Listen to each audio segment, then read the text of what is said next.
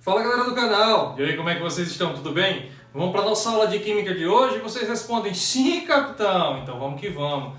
Bom, hoje eu quero falar um pouquinho sobre História da Química, tá? Mas de forma específica eu quero citar os principais pontos que eu considero relevantes quando a gente fala dessa belíssima história que a Química tem. Bom, falando nisso, eu destaco para vocês alguns pontos. Beleza. Então, quando a gente fala em História da Química, qual é a primeira coisa que a gente pensa? Eu acredito que vocês já ouviram, e se não ouviram falar, eu vou citar agora a chamada alquimia. O que seria essa alquimia, afinal, que eu destaco aqui como o primeiro ponto? A alquimia estava principalmente ligada ao misticismo. Então tinha muita coisa relacionada à magia, a contos, a história, a superstição. Então era uma química cheia de misticismo, como eu destaquei ali. Mas será que a química nessa época, na época da alquimia, era considerada química de forma metódica e sistemática? Ou era algo muito aleatório ainda, de pouco conhecimento?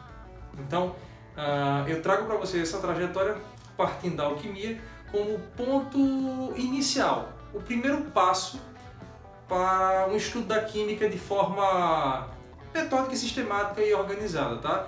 Então foi o primeiro passo que trouxe uma contribuição muito grande no conhecimento que nós temos hoje de química, nessa química organizada, ok? Então esse é o primeiro ponto, a alquimia. Outro ponto que a gente pode destacar quando fala na história da química é a teoria do flogístico. O que seria isso, essa teoria do flogístico? É a teoria que gira em torno de que tudo, ou seja, que na verdade existia algo que permitia com que a matéria pegasse fogo, tá? Então vocês devem estar se perguntando assim, poxa, mas não é tão simples, você pega um fósforo e acende, ou seja, com uma faísca é possível gerar fogo. Mas naquela época não se tinha esse conhecimento que uma faísca gerava fogo e tudo mais. Acreditava-se até esse momento que existia o chamado flogístico, e era esse flogístico que permitia com que o algo pegasse fogo. Bom, e aí vocês já começam a perceber, nesses dois primeiros pontos que eu coloquei, alquimia e teoria do flogístico, de que o conhecimento daquela era, até esse momento, não era tão vasto assim, né? Ainda estava muito ligado a essa questão de magia, de forças que estão agindo para que determinados fenômenos aconteçam, ok? Mas esse conhecimento ele foi se expandindo, ok? E aí eu chego agora na chamada crisopeia. Imagine só, eu acho que eu não tenho nenhum metal aqui próximo, mas acreditava-se, através dessa teoria aqui da crisopeia, que eu podia transformar um metal em ouro. Nossa, ia ser uma maravilha se isso fosse possível. Aqui em casa mesmo tem um monte de bagaceira, um monte de material velho, de metal, e se eu pudesse, como um químico, transformar em ouro, seria uma beleza, principalmente nesses tempos tão difíceis. Mas nem tudo foi perdido em relação a essa teoria. Nessa mesma época, um pesquisador chamado Henning Brand, ele resolveu ferver urina. Poxa, ferver urina? Como assim? É isso aí que vocês estão pensando. Ele pegou a urina e ele começou a ferver, com o objetivo de obter ouro. Então tenta imaginar. Vocês devem estar se perguntando assim, poxa, mas todo mundo nessa época queria obter ouro? Mais ou menos isso. Então a ideia era essa. Então ele começou a pegar a urina, ele viu aquela cor amarelada e disse, não, eu vou ferver para ver se eu consigo obter ouro. Ok, foi fervendo. E aí o que ele percebeu? Ele conseguiu obter um pó branco.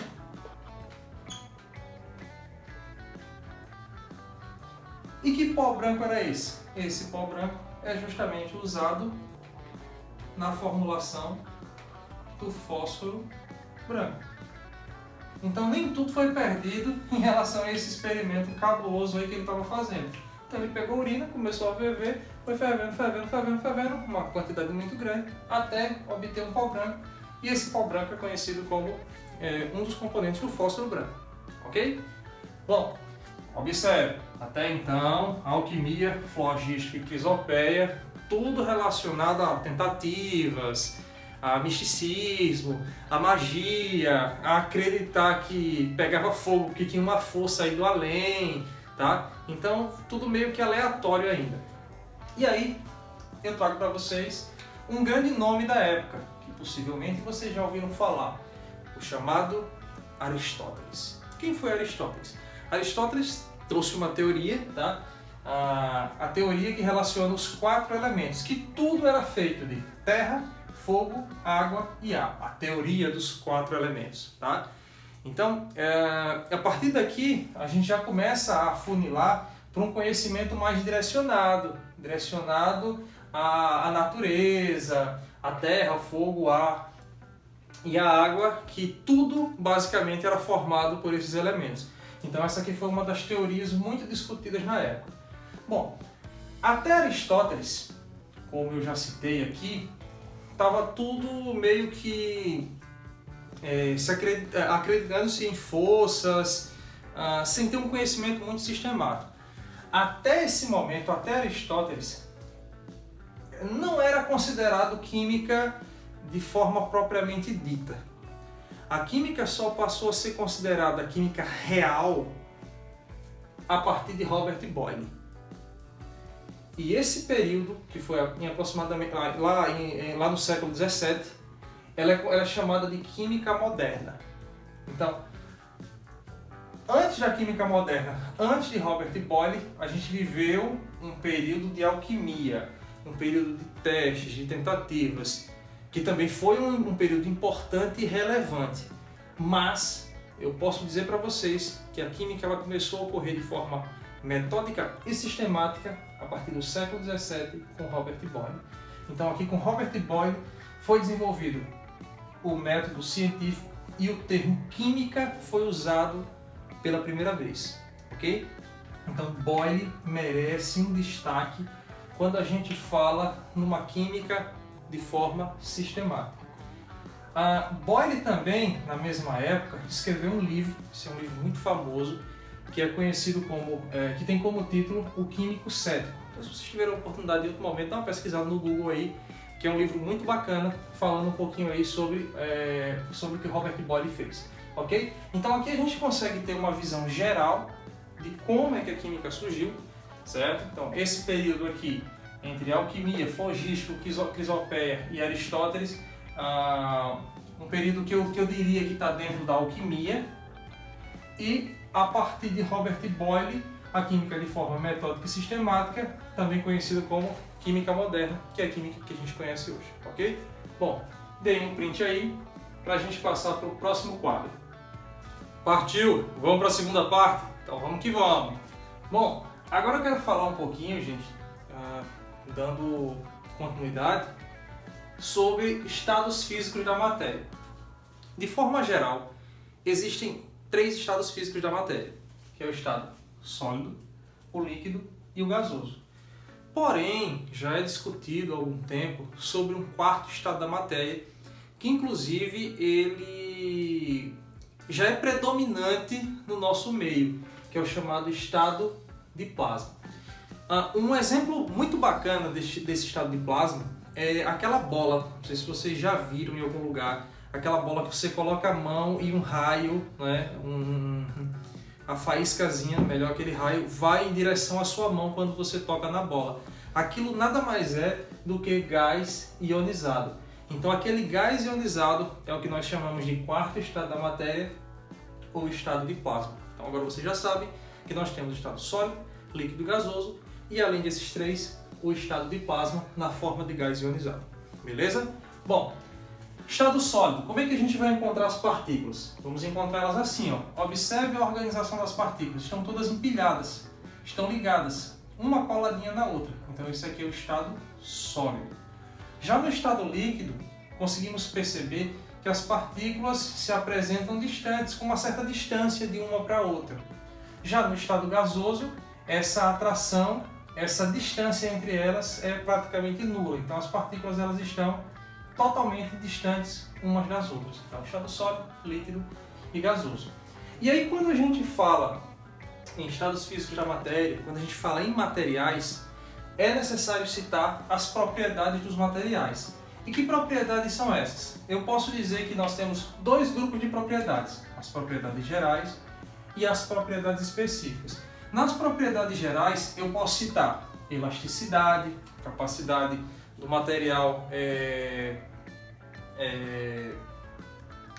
esticar e voltar, tá? Então ele vai sofrer uma determinada deformação, compressibilidade. Então, por exemplo, os gases, eles sofrem muito esse processo de compressibilidade. Você tem, por exemplo, um êmbolo, uma seringa, então você consegue comprimir o gás e fazer com que ele se expanda facilmente. E sempre que a gente fala em inércia, a gente lembra da física, né? Um corpo que está parado tende a ficar parado até que uma força haja sobre ele. Outra característica, massa. É impossível falar de química sem fazer referência à massa. Então, constantemente, a gente nas aulas vai estar sempre referenciando massa, quilo, grama, miligrama, grama por mol, tá? E coisa do tipo. Outra característica, porosidade. Vários materiais apresentam diferentes tipos de porosidade. E, por fim, divisibilidade. A gente vai ver principalmente lá na parte dos modelos atômicos, que através da evolução dos modelos atômicos nós entendemos que o átomo, na verdade, ele se divide, tá? É a capacidade de divisibilidade. Isso aqui nas características gerais. Já nas características específicas, nas propriedades específicas, eu posso citar dois tipos. As propriedades específicas da matéria, dos materiais que são considerados físicos e dos materiais que são considerados químicos. Então essas propriedades específicas físicas são, por exemplo, o processo de fusão, ebulição e densidade. Então são características físicas do material. Já as propriedades químicas do material, elas são funcionais. Como assim? Por exemplo, está relacionado às funções. Imagine que eu pegue um metal alcalino, como o sódio, por exemplo. Quando eu coloco o sódio na água, ele promove uma reação química muito interessante, que em outro momento eu vou estar mostrando aqui para vocês. Então isso aí é uma propriedade específica, é uma propriedade química, tá? É uma propriedade que altera a natureza da matéria. Já as propriedades físicas, elas não alteram a natureza da matéria. E a gente vai estar discutindo com calma em outros momentos, ok? Bom, deem o print aí. Printaram? Beleza? Bom, gente, agradeço a atenção de vocês. Peço, se você não se inscreveu, se inscreve aí, dá um like, dá uma força, vamos fazer esse canal crescer. Beleza? Valeu, galera do mal, eu vejo vocês na próxima aula. Tchau!